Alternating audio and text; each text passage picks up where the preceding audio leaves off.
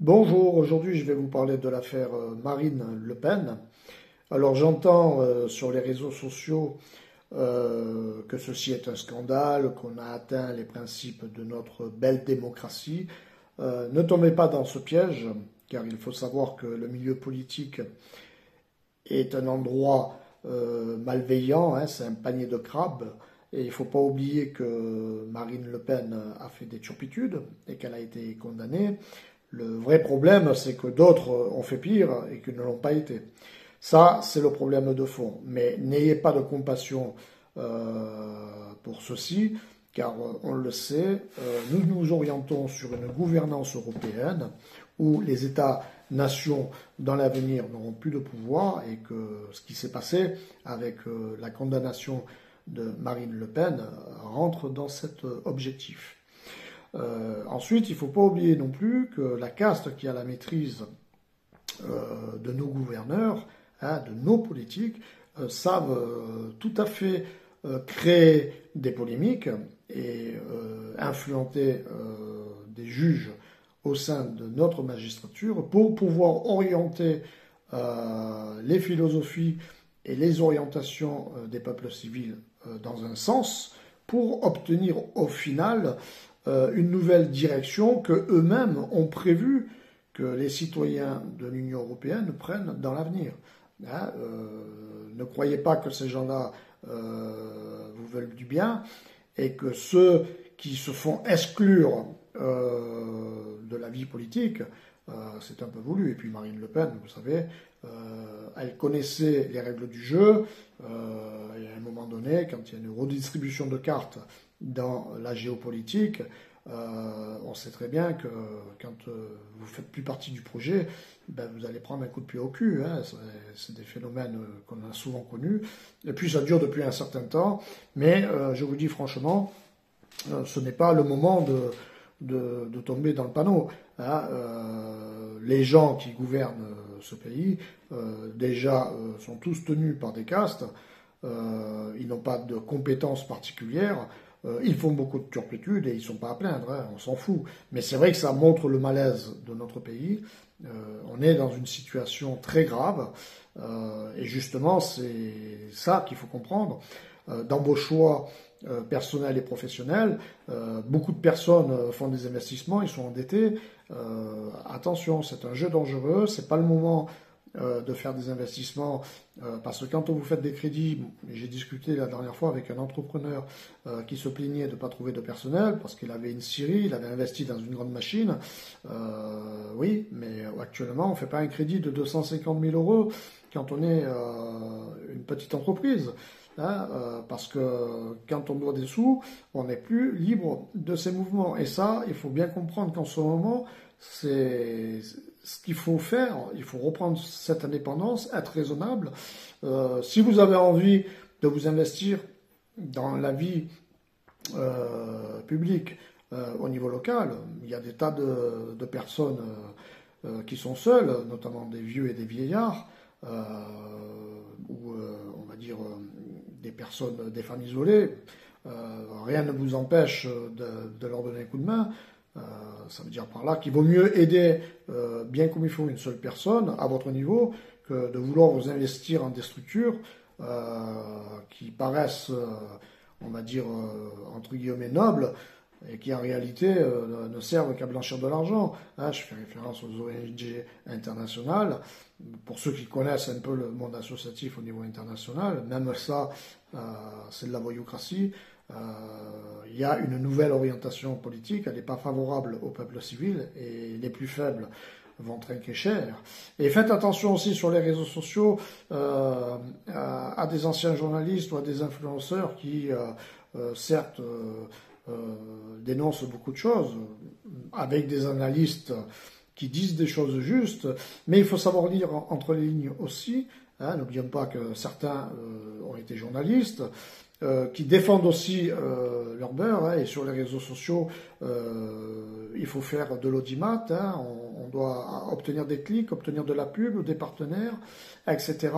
Et des fois, vous pouvez lire entre les lignes certaines choses qui sont un peu ambiguës. Je fais référence à Idriss Aberkane que j'ai écouté hier. qui à plusieurs reprises, hier il a parlé par exemple de la fameuse loi suisse, hein, la démocratie suisse. Alors moi j'ai été en Suisse, hein, et j'ai gagné en France déjà un premier procès prud'homal où je n'ai jamais eu l'argent. Et puis dans mon conflit en Suisse, sachez que j'étais menacé de me faire casser la gueule, moi, devant le juge d'instruction. Et je peux vous assurer que la Suisse, que je connais très bien, ce n'est pas la démocratie exemplaire que l'on veut vous dire. Hein, les Suisses, contrairement à ce qu'on croit, ne sont pas libres de tout. Hein, si certains parlent, c'est qu'ils ont des réseaux, et puis ils savent faire des contre-feux, les Suisses. Hein, et il faut savoir qu'en Suisse, vous êtes fichés si vous ouvrez votre gueule. Vous n'êtes pas dans une démocratie, contrairement à ce qu'on vous dit. Hein, ça, c'est faux. Mais c'est aussi un pays de turpitude. Et apparemment, Idriss Aberkan, dans une autre capsule, avait lui-même dit qu'il avait eu des soucis là-bas.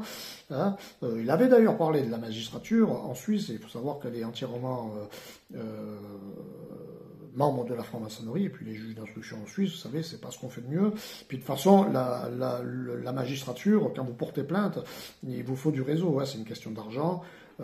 Si vous n'avez pas de réseau d'argent, je veux dire, vous ne gagnerez pas un procès. Si vous le gagnez, c'est qu'il y a des raisons qui est forcément politique derrière et que ça arrange une certaine caste que celui qui est condamné le soit. Hein, et en Suisse, ça fonctionne aussi comme ça. Et il faut savoir, c'est un milieu un peu particulier. Les conflits d'intérêts entre avocats, je ne vais pas rentrer dans ce contexte-là parce que moi je suis passé par là. Et c'est pareil, hein, quand vous avez des journalistes ou des personnes qui vous disent qu'il faut mettre votre argent en Suisse dans des banques privées, hein, il faut savoir que déjà le milieu bancaire en Suisse est voyoucratique et que les banques privées aussi sont pas sérieuses, hein, et qu'en plus de ça, il y a la Suisse à tout moment, et ça c'est dans la loi, peuvent vous saisir les comptes, et les banques privées, elles n'ont pas de pouvoir quand ceci arrive. Et que si elles étaient vraiment si nobles, sachez que la Suisse a toujours une notice noire au niveau international, parce que quand elle est sortie de la liste grise, elle l'a payée, hein, mais il faut savoir qu'à la base, elle doit rester dans cette liste noire, et que aujourd'hui, le seul pays qui est, on va dire, qui est sérieux au niveau des banques, c'est la Norvège. Hein, et vous avez vu que la Norvège a eu une affaire politique, notamment un attentat au niveau du gouvernement norvégien, pour ceux qui se rappellent, hein, c'est lié à la crise des subprimes, parce que ceux qui se sont plaints et qui a mené la crise des subprimes sont justement des membres du gouvernement norvégien, il faut le savoir. Hein. Et la Suisse, c'est un pays qui de toute façon doit être fracturé, puis c'est un pays de loupards, hein, il ne faut pas aller plus loin. Donc faites attention à ça, hein, à des gens qui essayent de vous influencer. Vous savez, la diplomatie suisse, elle est dans le collimateur, elle fait beaucoup de contre-feu. C'est pas parce que les gens prennent parti pour tel fait qu'ils espèrent pas obtenir des informations officieuses pour pouvoir mieux les transmettre au service secret suisse, parce qu'on est dans une guerre.